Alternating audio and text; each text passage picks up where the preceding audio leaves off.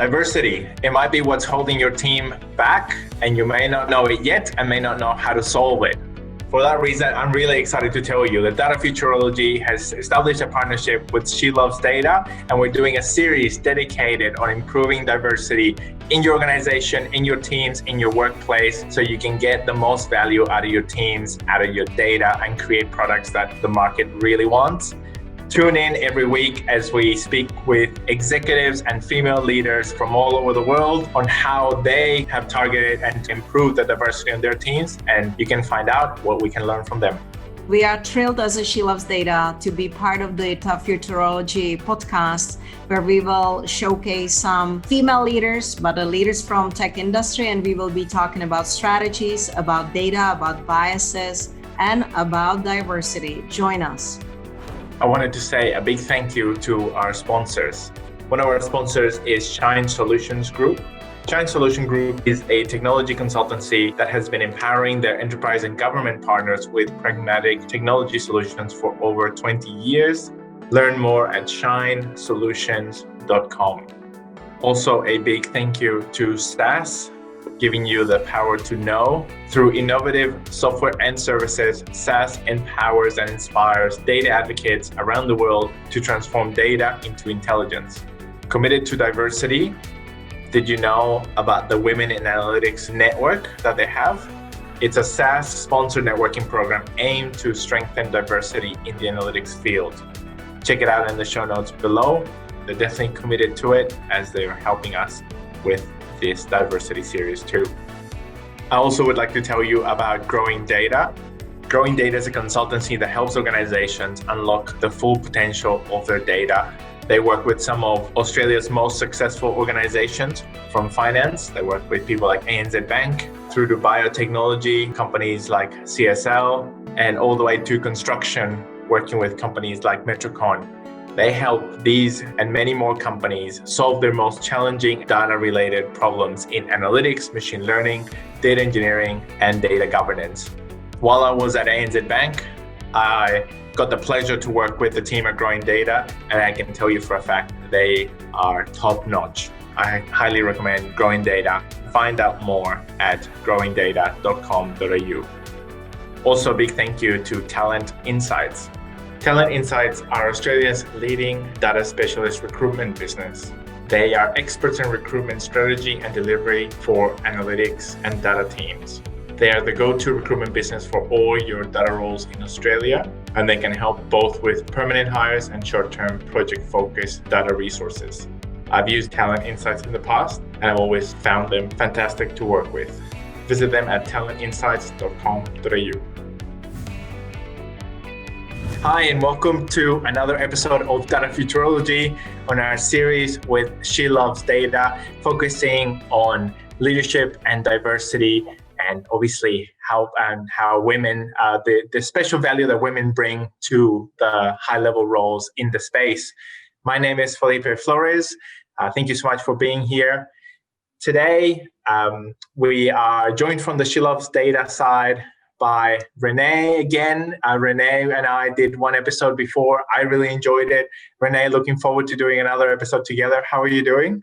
I'm great. I feel the same, Felipe. It was a great conversation, and looking forward to having Kate with us too. And our special guest is Kate Carruthers. Kate is the Chief Data and Insights Officer at UNSW.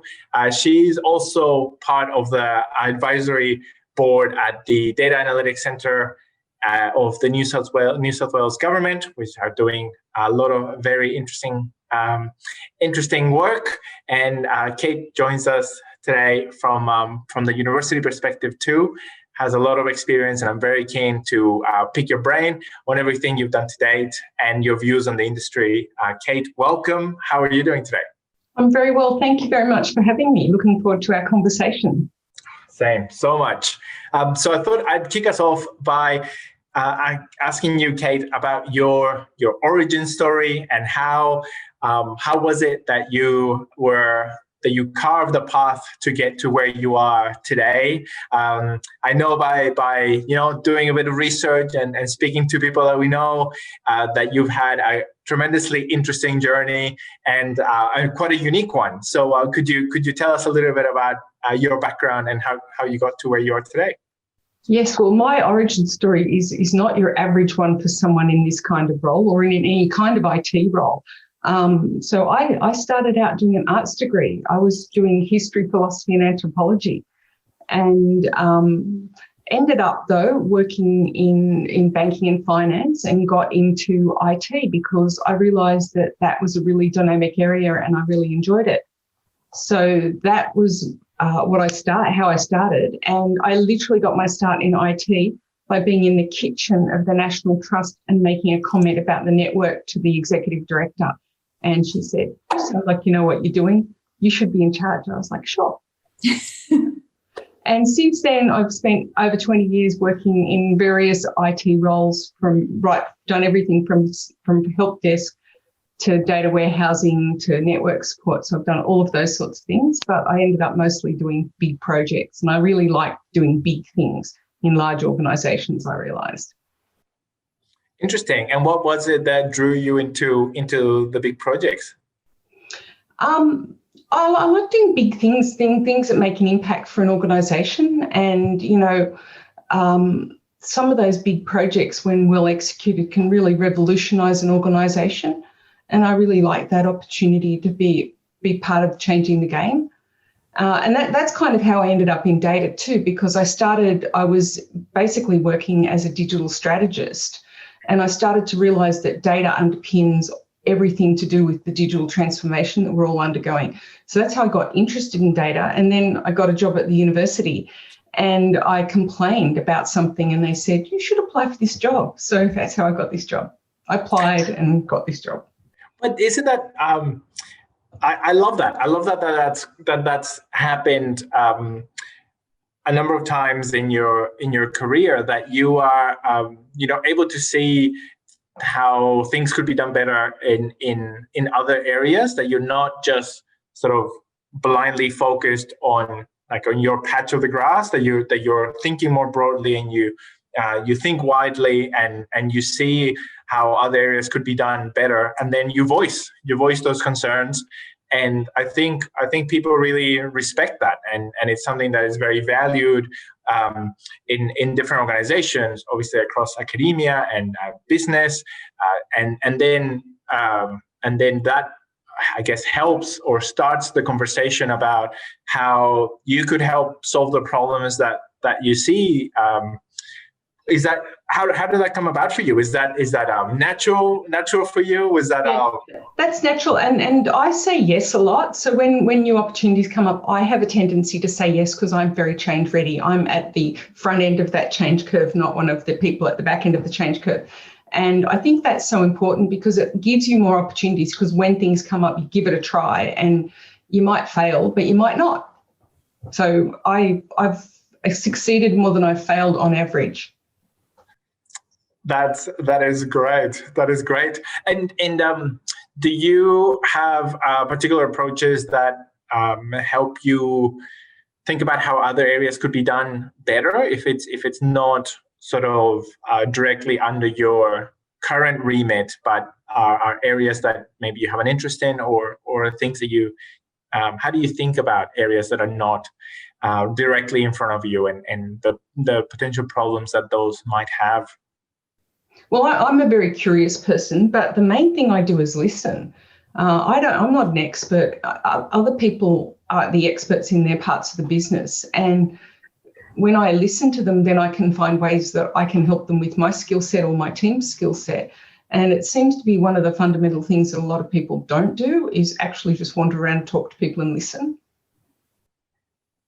And then that's so interesting. But so what are some of? I totally agree that there's not enough listening happening, and definitely sort of deep listening and trying to find out what are the inconsistencies or the potential problems that people might see, especially if they're experts, but they may not be voicing. So it sounds like you definitely do that. And what are the other skill sets that you would say that you have to help them from that point on? So I'm very inclusive. So what I have a tendency to do is bring people together. In the old days when we could all have coffee, I'd say just let's get a bunch of people together and have coffee and talk about this and bring together all the different perspectives. And still doing it using technology like Zoom and Teams and things, but getting everybody together, because in the modern world, it's much more complex and no one person has the solution to the problems. It needs to be a collaborative effort. And if you don't bring people together, you don't get the best solutions. So you don't get that diversity of thinking from the different perspectives. And that brings a better and richer solution for the most part, I find. Yeah.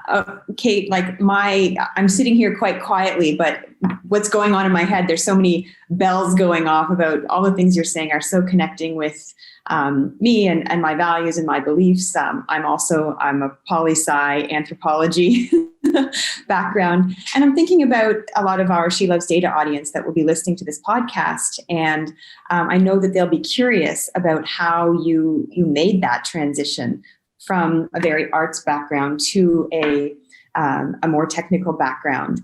And also as someone who I've worked in academia and in school settings most of my career as well, I'm just curious about the work that you're doing at the university, the kind of data sets that you're using, and how your team are maybe driving some of the decisions that the university is making, particularly when it comes to workforce development, because obviously you're very much the breeding ground for that.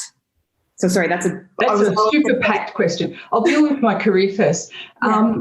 I had no interest in computers at school, and it was only after I got a job when I left university and got a job and I started to use computers that I could see what value they could provide and how they could make things much more efficient. And so I started playing around with them myself in my own time. And then I was given this opportunity in the kitchen of the National Trust a long time ago to run the IT systems. I literally knew nothing, but I knew more than my boss. That was all I needed. And so I was on a hugely steep learning curve in that job, because I was suddenly responsible for all computer systems in an organisation, and I had no idea what I was doing. I was like those dogs in the pictures going, I don't know what I'm doing. That was me. But, I got up to speed, and I really, really had a great opportunity there, and I took it. And then I decided my boss was a woman called Wendy McCarthy, who's a really great feminist leader to have. And she said to me one day, "What are you doing about your career?" And I was like, what career? I had no idea that I could have a career. So I started to think about that. And about a couple of years after that, I decided I'd go and get a job in a bank. And so I got a job in a bank and moved into their IT team, and then started working on projects and things. So I was in IT from then on. But it was that really steep learning curve that I embraced in those very early days, where I just read, I talked to people, I went to meetups, I did everything I could. And then there was a moment where I was like, oh my God, IT is so huge, I can't know everything. Yeah. And I have to be okay with that. And so that was when I started, realizing that you can only be deep in a certain number of things. You can't be deep in everything in IT. And then I worked on a couple of big data warehousing projects in financial services and insurance. And that's what gave me the basis for this job that I've got. So a number of years went by and I ended up in this role. And my role at the uni has responsibility broadly for data, for all the data in the organisation. So that's a lot. Yeah. Just to give you an idea of how much data, when I first started there, I was wandering around the engineering faculty talking to researchers just to try and get an idea of how much data we were managing. And in the first corridor, in the first 3 offices, I got to exabytes and I couldn't do the math in my head anymore. And I just we've got a lot of data. So that was just in 3 offices in the university, not anywhere. And at the university, we have 3 parts to the organisation, or 3 realms. So there's the administration, the running of it as a business, which is very much like any other organisation, like a bank any other kind of organisation. We have all the enterprise systems that normal organisations have. And then there's learning and teaching, which has a specific set of technologies and is really about delivering education to students. And then there's research, where our researchers are literally researching anything you can imagine. So we do everything from clinical patient trials, a lot of COVID patient stuff at the moment, to downloads from satellites. We take core samples from petroleum engineering and run them through CT scans. So we've got all of the different kinds of data you could possibly imagine. And I was appointed to this role in late 2014. And I sort of went, oh my God, what have I done? Because we never had a chief data officer. And I think the evolution in my title is really interesting. So my job hasn't changed, but I've had 3 titles. So I started out as chief data officer, and then I became chief data and analytics officer, and now I'm chief data and insights officer. Mm. And I think that is an interesting trajectory because it tells what other people want from me, not so much what I'm doing. So I'm still doing the same things I've always done. So the first thing that I wanted to do was to implement a data and information governance program, because if you don't know what data you have and you're not governing it and you're not understanding it, then having a data strategy is kind of moot. So I started out in late 2014 to establish the data and information governance program. And we as an organisation have had a legacy data warehouse for about 15 years. So we were a pretty early adopter to data warehouse technology. And a couple of years ago, I realised that the legacy technology was just too slow. We were too slow to turn stuff around. And my team were the report writers for the whole university, really small team, and all we did was disappoint people. So we actually set about devising a new data strategy. So we did that in the end of 2018. And we knew we had to be faster to market. We needed to be able to manage stuff with a really small team. And we actually had to rethink what we did and what our role was in the organisation. So that was a big thing. And so what we did was we reconceptualised ourselves as being the report writers to being the data engineers. So we manage the automated pipelines and manage the modelling of the data. And then we expose that to business subject matter experts who can then develop their own dashboards and reports. So we're really trying to democratise data access in the organisation. So that's been sort of the journey. Data and information governance first, then the data strategy, then build the data platform. And now we're doing some proofs of concept with AI and machine learning. So that's the fun stuff. And you told that so well, because it answered both my questions, and I think it's going to help our listeners sort of see that journey and see other opportunities where these kinds of careers exist, because I think yours is a little kind of outside of the box from what normally people would think about when it comes to data careers. Yeah, and I was thinking that you seem like you're a person that you're not defined by your past.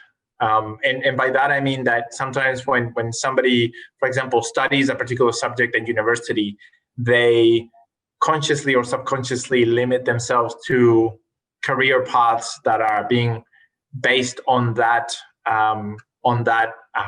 university degree that they got, and sometimes people stop themselves from deviating from the background that they have, but in your case, by it seems like that by having a curious mind and being up for challenges, that's led you to new grounds, and you are adaptable and you're learning on the fly, and you're able to move to new areas, obviously really, really well. Where do you think that comes from? I guess that maybe belief in is it, or I should ask, what do you think is the ingredient that propels you to new grounds over time? Is it a belief in yourself? Is it just the curiosity? Are you focusing on the problems that could be solved? What would you say has helped you on that journey going to new areas time after time? Well, I think one thing you want to note that's really worth noting, the job I do now did not exist when I left high school. So and it didn't exist when I was an undergraduate. So there was no way to train for this job. And the jobs of the future will be just like that. So what I think has driven me has been, I like to solve problems. I like to work collaboratively with smart people. And I am curious and I like to learn new things. And so I've got 3 criteria for a new job. It has to be an interesting role that does something meaningful and important. It's got to be something that I get to work with smart, motivated people. And it needs to be something where I can pull together interesting things. And I actually had semantic analysis done on my blog a couple of years ago, and interesting is my most used word. So that's probably what drives me. That's amazing. No, really, really good. And I wanted to ask you about the journey that you've been taking in the university, and particularly with the stage that it sounds like you're moving almost out of at the moment, the reporting side and that focus on democratizing the access to data, and sounds like empowering users to create their own dashboards, and by that trying to reduce the bottlenecks that sometimes analytics teams become, because there's so much demand for analysis, but generally the resources are constrained. What has been your focus on that journey of allowing people to create their own reports, analyze their own data? How has your teams and your area engaged with the rest of the organization, involve them? What have you seen as your roles, and has that changed over time as the organizational maturity in this space has increased? There's some stuff that you can talk with the organisation about, and we always consult really broadly. So we spent all of 2018 consulting on our data strategy, where we wanted to shift us from being data engineers and build a new cloud-based platform and all of those things. And the problem that we actually found was that a lot of people in the business didn't actually have a mental map to put that on. So I had a vision for a serverless data platform. So I didn't want us to be maintaining servers or anything. And when you explain it to a normal person and just say, so would you like a serverless data lake? And they're going, so we actually did a proof of concept in about September 2018, and we developed a serverless data lake, and we had a goal in 6 weeks to load in some student data and build 2 dashboards. 3 weeks into the proof of concept, we'd already done that, and we'd already built 5 dashboards, so we called it done, demoed it to our business colleagues, and they were just blown away by the stuff that we could reveal to them, the data that we unlocked that was in the systems all the time, but we'd never been able to show it to them with our old clunky legacy system. So all at once, people understood the value of a serverless platform because it was so fast to develop, because they saw the results. And they suddenly had a mental map for what we wanted to do, and we were able to then get funding and stuff. So a lot of the time, you might know stuff technically that would be good for people, but they need to understand it, and they need to understand it in their own context, and that's a really important thing. So the proof of concept was really good, and they said, oh, yes, can we have one of those tomorrow, please? And I was like, oh, no, it'll take a couple of years. So we took 2019, 2020 to build out our platform and get all of our data and automate all of our data pipelines. And my team, I'm so proud of my team. They were experts in our legacy platform, let me tell you. They were goddamn gurus. And I walked into them in January 2019 and said, I want us to move to a new platform. You won't know anything. You need to start from zero. And I expect you to learn all of these new languages. And they were just going, oh my God. But they just stepped up and just went, show us it, let's do it. And they've been really great. And so now 2 years down the track, they're all experts. Yeah, on the whole, new landscape. And I do have to ask you, we've had questions from the audience a couple of times when we have touched on serverless technologies. The question is about data sovereignty.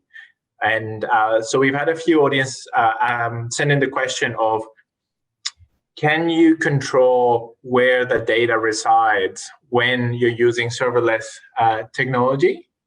If you choose your vendor wisely, so we have production workloads running in Amazon Web Services and Azure, and both of those are in New South Wales jurisdiction.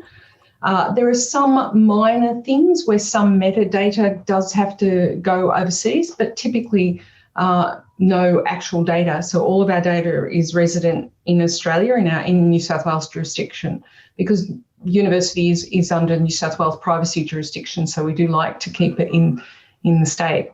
Although we have a data handling guideline that I developed, so in consultation with our colleagues in IT, where we can say for the particular data classification how the data needs to be handled and which jurisdiction is okay for that data to be in. So most of our data is sensitive, so it does need to stay in New South Wales. And there are different things for different, for research data. Often we have contractual obligations to keep the data in Australia as well. So we have to be very particular when we're choosing a cloud platform so that we don't accidentally breach our contractual obligations for our research data. Yeah, that's amazing. Thank you. I'm going to jump in here, but this has been fascinating because I'm also on the verge of starting to develop a data strategy in my organization. So I'm taking lots of notes here. But I wanted to kind of bring it back to the topic and title of our episode today, which is, of course, about the survey that was recently conducted by She Loves Data with a number of our member organizations. So, of course, we went out to them looking to understand how they're feeling about looking towards the future, what careers will look like, particularly for women in this field or interested in entering this field. And I wondered, did you get a chance to look at our survey, Kate? Yes, it was fascinating. Yeah.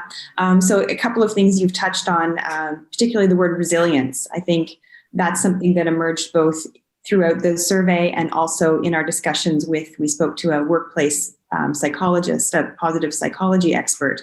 And again, she reiterated how important resilience is going to be moving forward. So could I just ask you to share some reflections on what you thought of our survey results? I thought it was really telling. There is a lot of other data that women are losing out in this pandemic. So that was really reinforced to me through that, and also the number of women who were looking for other opportunities. And I think some of the stuff that we've touched on here about keeping an open mind and not boxing yourself in might be valuable for them to think about when they're thinking about what they do next. Absolutely. And I noted too that when you look at the results, we had a lot that were sort of that millennial generation, if you will. And I wondered if some of our results reflected on things you're also seeing at the university. And obviously that's a demographic you would be paying close attention to, both with your current students and alumni moving on. And what kind of incentives? How do we need to start to change in order to? And my team. There's a bunch of millennials there too. So we had our first batch of data science people, data science degree people go through. They finished last year, and they were. It was really fascinating because it was as if when they came to the uni, they found their tribe, the data nerds. And they found that there were other people like them who were excited by stats and stuff, and it was really delightful to see them finding a community. And that's one thing that I would recommend to the women listening, that find a community of people like you, Yes, like that, because when you're alone, or you're the only woman in the room, you don't always get all the perspectives that you might find valuable. So I really do recommend find groups that support you, and find your tribe. And that's interesting that you're saying that your first batch of graduates of data scientists have only just graduated. Wow, that's amazing. So, that's indicative too of where careers are heading and the education that will support that career development. So, how did it make you feel when you saw our results, that how many women want to actually move into data analytics and data science? I think they're really prescient, because it's the future. Like, they talk about data being the new oil, but it's not. Data is an endless resource. Oil's not. Data is like the ultimate renewable that's going to fuel everything in the future. And it's been increasing exponentially with COVID as everything's moved online. So, a career in data is a good career. And I've always said a career in IT is a good career, but increasingly those jobs are shifting with the shift to cloud. So, we won't need so many people to manage servers anymore because they're in the cloud, because people like me are moving to serverless or platform as a service solutions.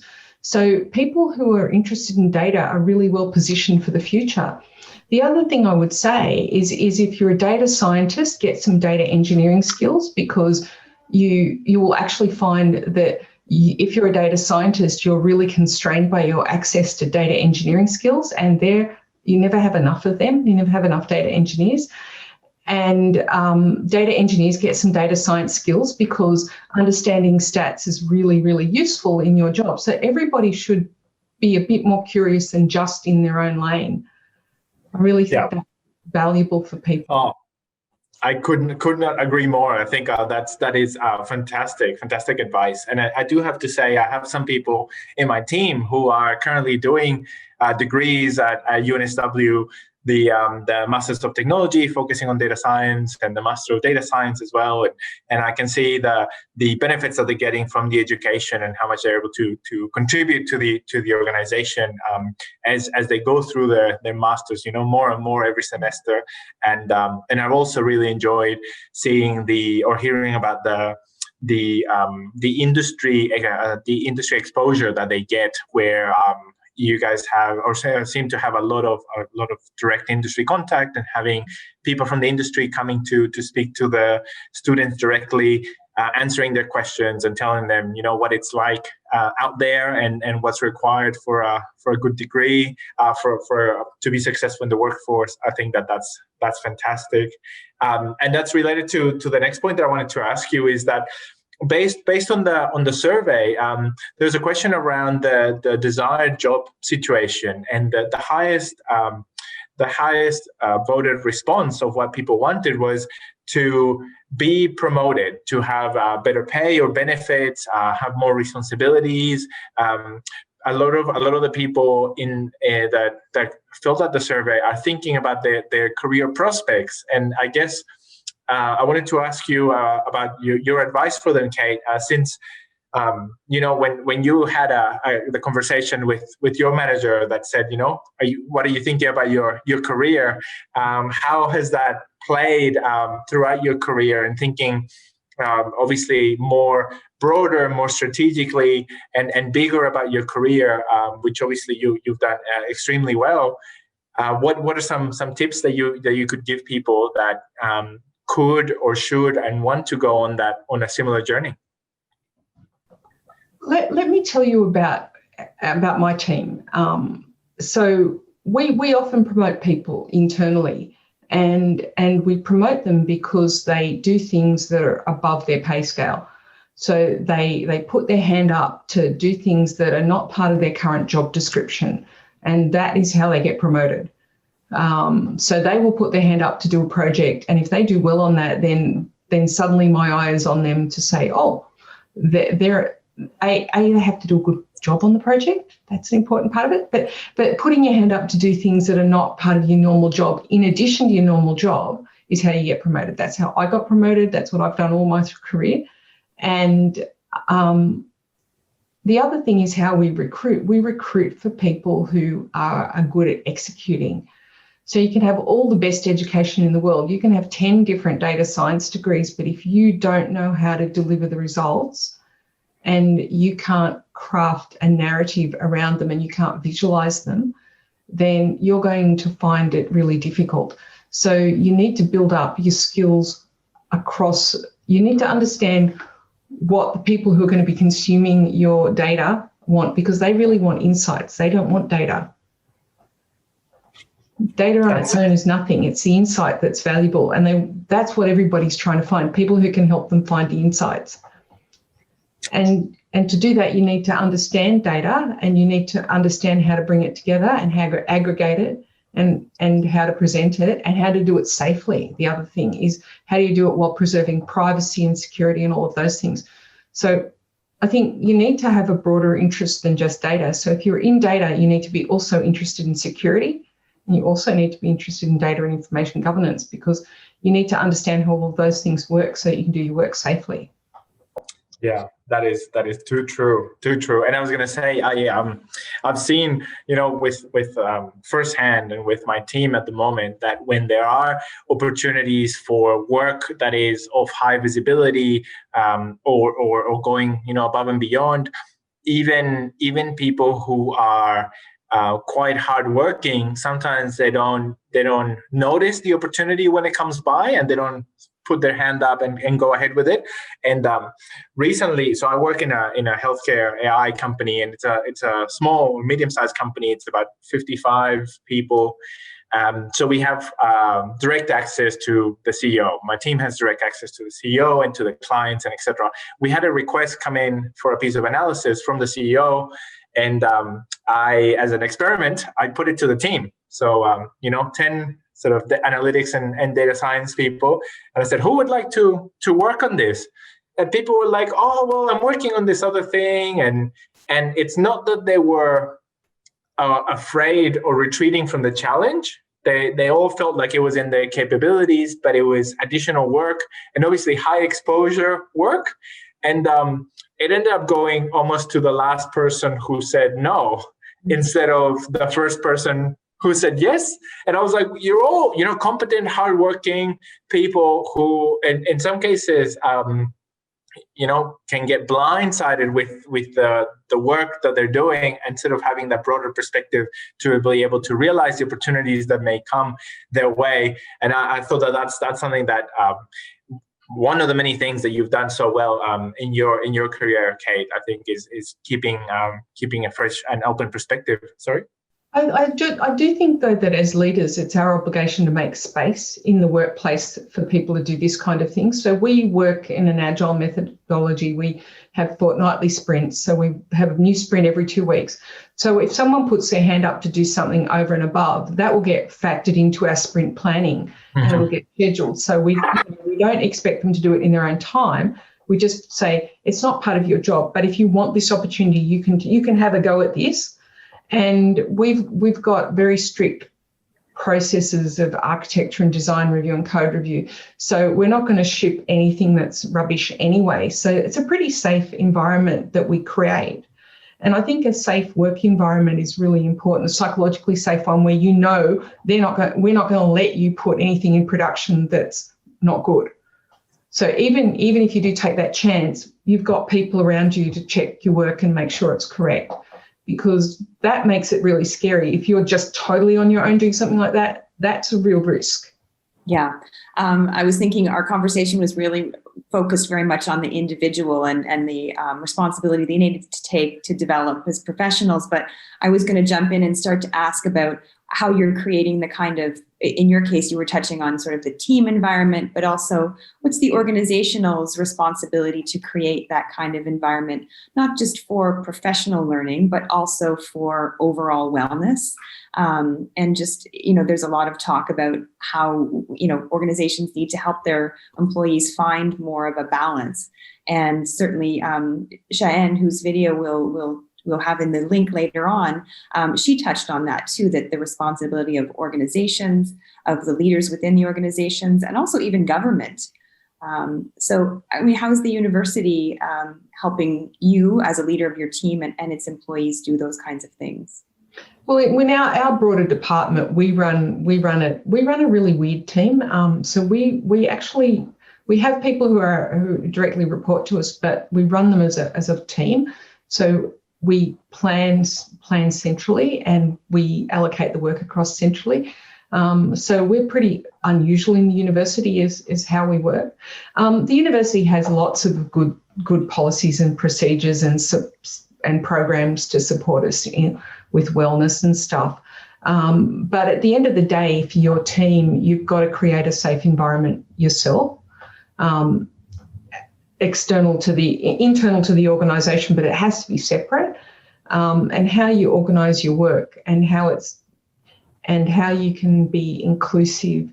And, like we don't have meetings before 9 o'clock. We don't have meetings after 4:30 with our teams, so we don't do anything that will exclude people who have to go and pick kids up. And in my team, we just care about the outputs. So if somebody needs to go, like one of my manager of insights today, she's offered her son's graduation because that's a much more important thing, and she's taking care of all of her work because she's a responsible human being. So we just have this attitude that everybody on our team is a responsible human being and is responsible for managing their work and letting us know if they can't. And we just leave them to do it. And it's nice to see, I think we are starting to see more data that's backing that up, proof that organizations that are more open and flexible and create these safe environments tend to be the more innovative institutions as well, I think. Yeah, and we have very low turnover. And people like working with us. And what we're doing now is we're bringing analytics teams from all around the university in to work collaboratively with us. So we're kind of growing our ability to reach out by bringing other people in. So we don't have to build everything, but we build it all off our curated data lake and data warehouse so that we're building off the same platform. And that's really good because then we actually learn from each other. Because we don't know everything. So this is having this sense of I don't know everything and being not afraid to say that is actually a really valuable skill in your career. It is. And it comes back to something that's central to She Loves Data. And you said this earlier too, it's about the diversity too.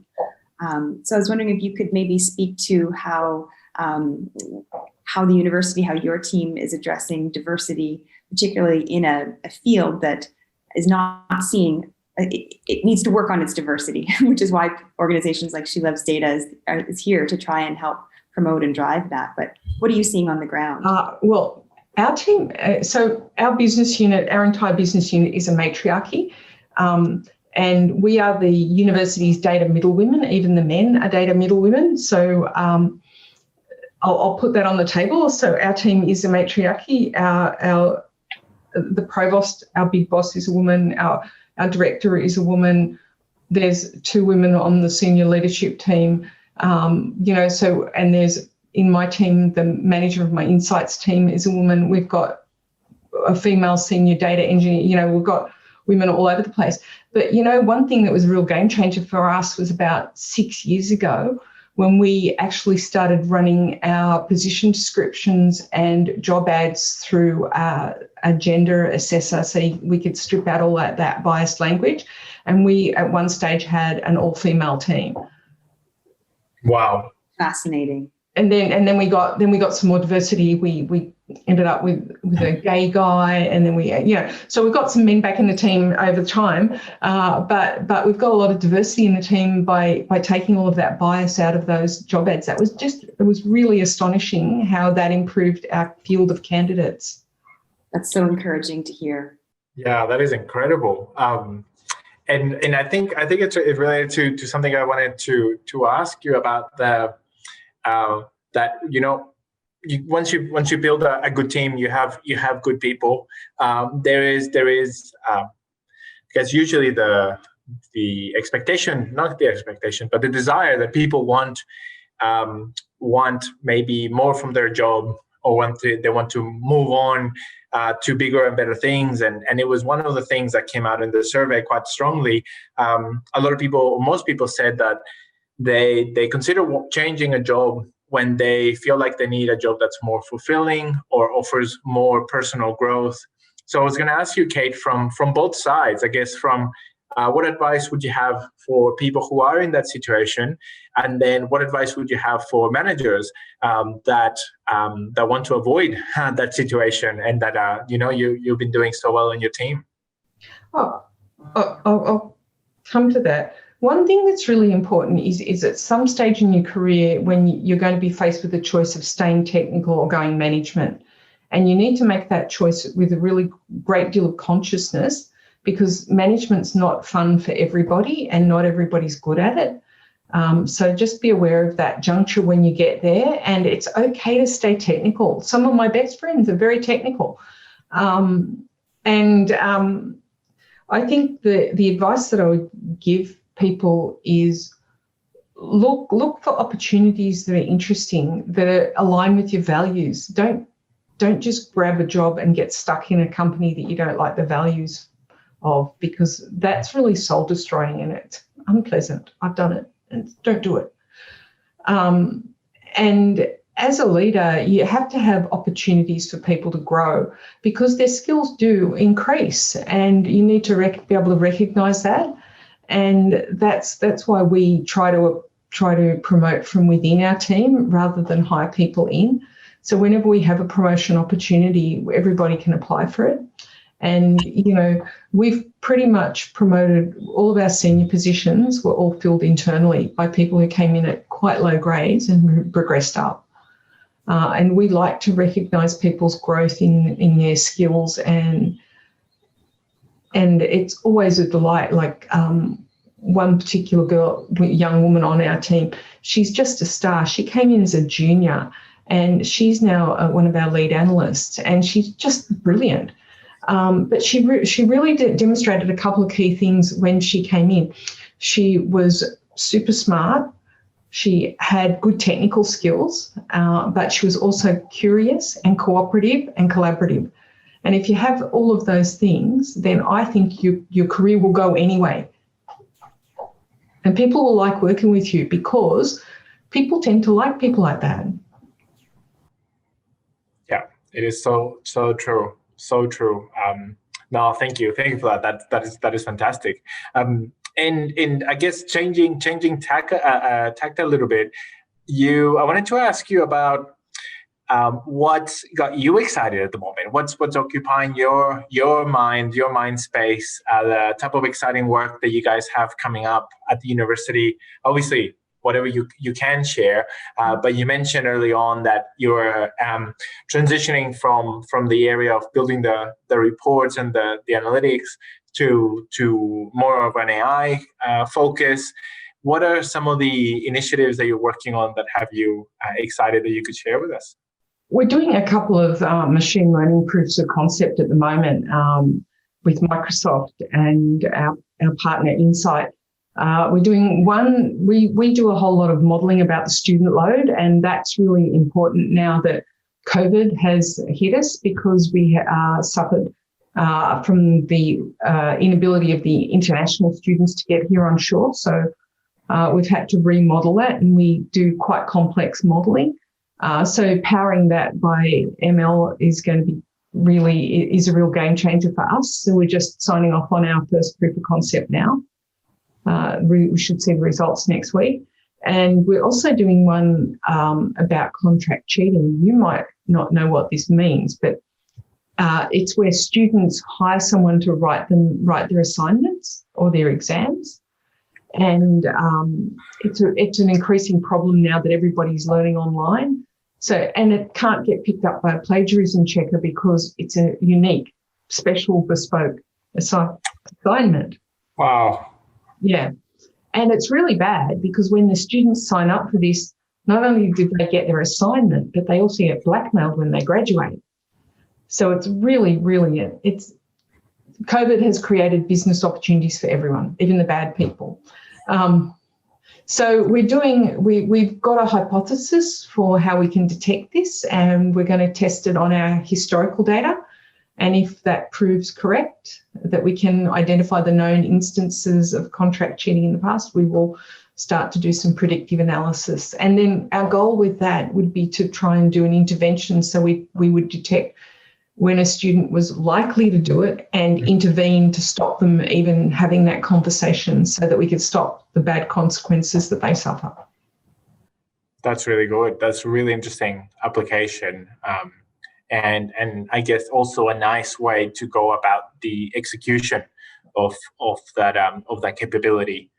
And it's really exciting. I'm sorry to interrupt. Oh, this is good. I'm quite excited about this. So it's going to be across multi-clouds. It's going to be using some IoT streaming technology. So we're going to use IoT streaming technology to go and rifle through the data in Amazon and bring it back to Azure and analyze it. So we're quite excited about this one. We think it's going to be really fun.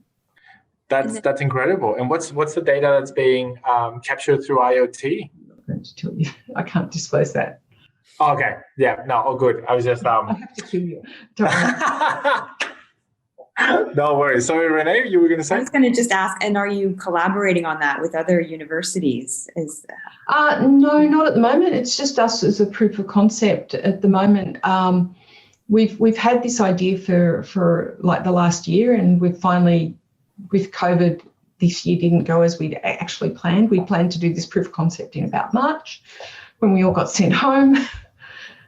So we're finally getting around to it. We'll probably start it early next year now. But we're really quite excited about this one because, we get to play with some new IoT technology that we're really keen to do. Plus, we get to collaborate with our colleagues in the Conduct and Integrity Unit who are really great. And we will be able to help them scale. So this is a great thing where you understand what they're trying to do, and there's only 2 people in that unit, and this problem is growing, so they can't scale. So technology can really help them. So we can do something, and in the long run, if we can stop students from doing contract cheating, we can stop them from being blackmailed forever. So it's a good thing to do anyway. It's a good social thing to do. So it works on so many levels. So it's a fun project for us, but it has a really good intention and a good outcome that we're focused on. Yeah. And again, another example of how collaboration is so key, like bringing so many people around the table to see how that infiltrates and impacts people short-term and long-term. Yeah. And this all started by a conversation at the coffee cart with one of my colleagues who actually does checking for this stuff in manually. And I was like, surely technology can help you with this. And he's like, how can it? And, so that was the genesis of it. It was a coffee cart conversation last year. And now we're finally going to get to do the proof of concept. That's amazing. That's incredible. No, thank you. Thank you for sharing that. And I also wanted to ask you, Kate, with everything that you've done throughout your career, what are you most proud of that you've achieved so far?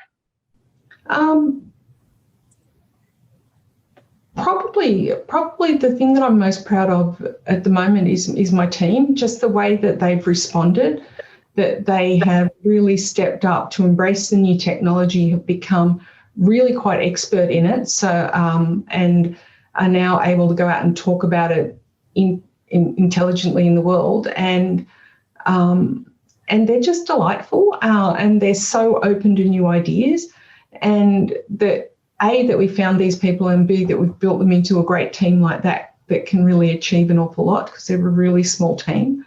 So that's probably what I'm most proud of at the moment. That's great. That's amazing.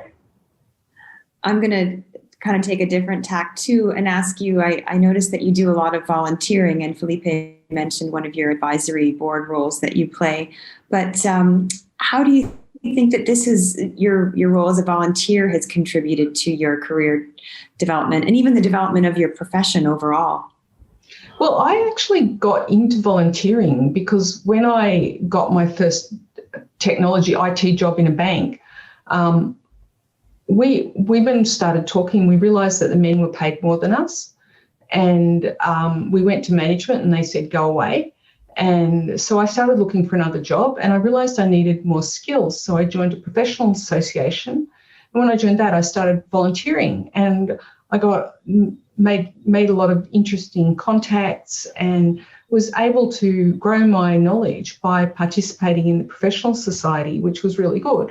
And then I got a new job, which gave me a $40,000 pay increase, which was quite substantial back in those days. That actually was the combination of things that helped me progress my career quite substantially. But I've always felt that you need to give back. So I've been involved in a lot of women in technology, women in engineering groups over the years. And I really, really, really have wanted to help grow it because was many years ago when I worked at AMP and I was an enterprise architect, and I was sitting around the table, huge board table, and a woman came in and poured the coffee, and I suddenly became conscious she was the only other woman in the room. And I thought that was a really bad thing. And that was in the late 90s, so last century. And I hope it's over, but I know it's not in every part of technology. So if we can start to shift the game to be more inclusive and to get more representation of women and minorities, then I'm there for it. That's amazing. That is fantastic. And that is a great note to end on. I'm going to be respectful of your time. And, Kate, thank you so much for sharing your journey, your insights, your perspectives. I love the way you roll. It's inspiring. And Renee, thank you so much for coming in to do another episode. So it was so much fun co-hosting with you. Thank you so much.